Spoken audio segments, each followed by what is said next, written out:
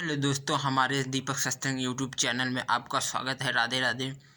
दोस्तों, एक चोर चोरी करने के लिए निकला और वो चोरी करने जा रहा था तो रास्ते में उसे एक महात्मा दिखे। तो वो महात्मा से प्रणाम करता है और महात्मा बोलते हैं कि बेटा तुम कौन हो और कहाँ जा रहे हो। तो वो चोर बोलता है कि महाराज जी, मैं तो चोर हूँ और चोरी करने के लिए जा रहा हूँ। तो महात्मा बोलते हैं कि बेटा तुम चोरी क्यों करते हो।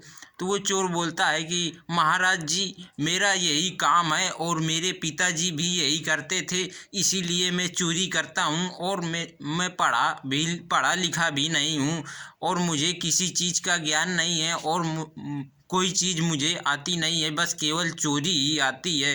क्योंकि मेरे पिताजी भी चोर थे, इसीलिए मैं भी चोर बन गया हूँ। तो बाबा जी उससे बोलते हैं कि बेटा तुम चोर हो, ठीक है, कोई बात नहीं, लेकिन कभी भी झूठ मत बोलना। तो वो चोर बोलता है कि ठीक है बाबा जी, मैं आपकी बात मानता हूँ और मैं कभी भी किसी से झूठ नहीं बोलूँगा। तो वो बाबा जी जहाँ जा रहे थे अपने रास्ते और वो चले गए और चोर चोर भी अपने रास्ते चला गया।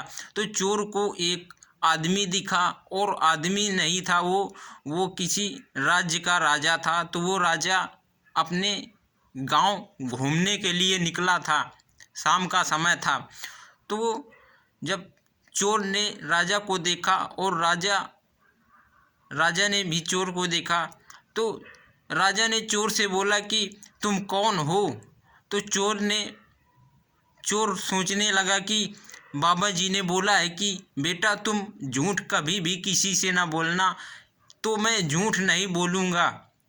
तो वो चोर बोलता है कि भाई साहब आप कौन हो, मैं तो चोर हूँ। तो वो राजा बोलता है कि चोर तो मैं भी हूँ, लेकिन मैं अभी नया नया चोर बना हूँ। चोर से राजा साहब बोलते हैं कि चोर भाई अब तुम कहाँ चोरी करने के लिए जाओगे। तो वो चोर बोलता है देखो जहाँ अच्छा दिख जाएगा वहीं हम चोरी कर लेंगे। तो राजा बोलते हैं कि आज क्यों ना इसी राज्य में चोरी कर लें। तो वो चोर बोलता है कि ठीक है, तुम मेरा साथ दो और मैं चोरी कर लूँगा, लेकिन मुझे यहाँ का रास्ता कुछ नहीं मालूम है, तुम्हें मालूम हो तो तुम मुझे कृपया करके बताओ।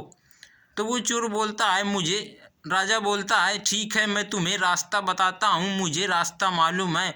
वो राजा रास्ता बताता है अपने यहाँ का और कहता है कि जाओ, मैं यहाँ देखे हुए हूँ, अगर कोई आएगा तो मैं आपको बताऊँगा और तुम जाकर के चोरी कर लाओ। तो वो चोर जाता है राजा के राजमहल में और जाकर के वहाँ बक्सा दिखता है और बक्सा में 3 हीरे दिखते हैं, वो तिजोरी से बंद हुए होते हैं। और वो चोर चाबी निकालता है अपना सामान और बक्सा को तोड़ देता है, उसमें से 3 हीरे निकलते हैं। 3 हीरे में से वो चोर सोचने लगा कि मैं अगर ये तीनों हीरे ले लूँगा तो उससे हमारा बंटवारा नहीं हो पाएगा, क्योंकि हीरे 3 हैं, हम 2 लोग हैं। अगर 4 होते तो 2-2 आ जाते और अगर 2 होते तो 1-1 आ जाते। तो वो चोर सोचने लगा कि मैं ऐसा करता हूँ कि मैं 2 हीरे ले लेता हूँ, एक मैं ले लूँगा और एक वो भाई साहब ले लेंगे दूसरे चोर। तो वो सोचने लगा कि मैं 2 हीरे ले लेता हूँ और तीसरा हीरा यहीं रहने देता हूँ, क्योंकि बाबा जी ने मुझसे बोला है कि बेटा तुम झूठ कभी किसी से मत बोलना। तो वो 2 हीरे लेकर के निकल जाता है और एक हीरा उस राजा साहब को देता है और एक हीरा अपना स्वयं ले लेता है। फिर वो चोर अपने घर चला जाता है और जब सुबह होती है तो राजा साहब बोलते हैं कि राज दरबार में देखो क्या हो रहा है। तो पहरेदारों ने देखा कि चोरी हो गई है। तो राजा साहब बोलते हैं एक मंत्री से जाकर के देखो, जाके हमारे 3 हीरे रखे थे, 3 हीरों में से कोई हीरा की चोरी तो नहीं हुई। तो मंत्री एक देखने गया हीरो को जब देखा तो वो मंत्री सोचने लगा कि इसमें तो दो दो हीरे गायब और एक हीरा बचा और इसकी तिजोरी भी टूटी हुई है। तो मंत्री सोचने लगा कि ऐसा करता हूँ कि एक हीरा जो बचा है इसे मैं चुरा लेता हूँ और किसी को मालूम भी नहीं चलेगा कि एक हीरा कहाँ गया, क्योंकि जब चोर चोरी कर ले गया है तो किसी को क्या मालूम कि वो पूरे ले गया है या पूरे नहीं ले गया है, और बक्सा टूटा हुआ था। तो वो मंत्री एक हीरा चुरा अपना लेता है और राजा साहब से बोलता है, राजा साहब उसमें तीनों हीरे गायब हैं और उसमें कोई हीरा नहीं है।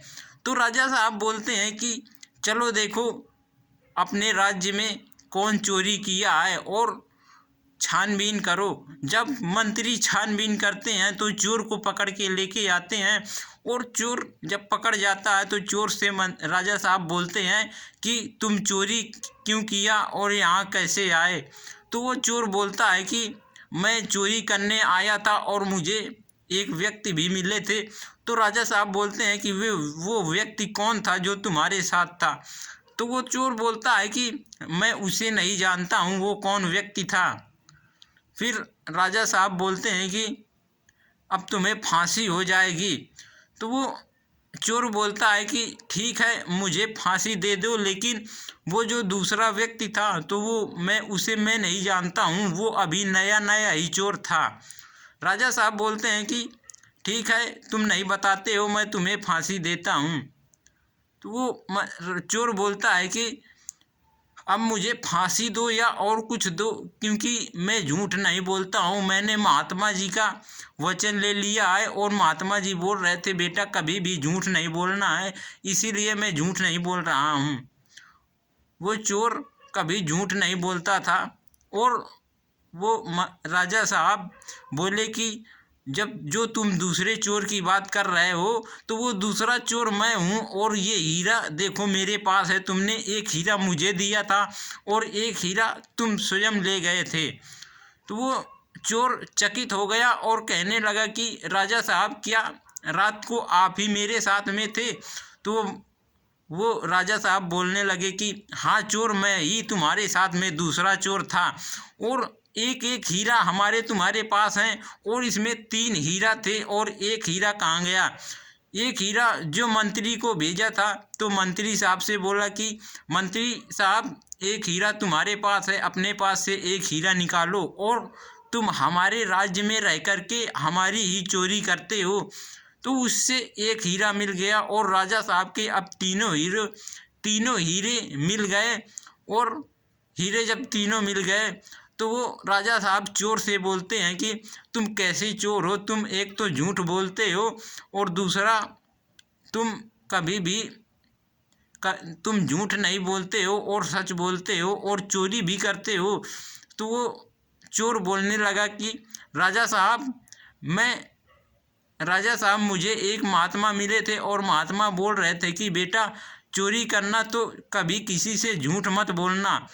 फिर वो राजा साहब उस चोर को अपने यहाँ पर रख लेते हैं और उसे नौकरी दे देते हैं। जब वो नौकरी राजा साहब उसे दे देते हैं चोर को, तो चोर अच्छी तरह से नौकरी करने लगता है ईमानदारी से, और वहीं वो रहने लगता है। आप लोग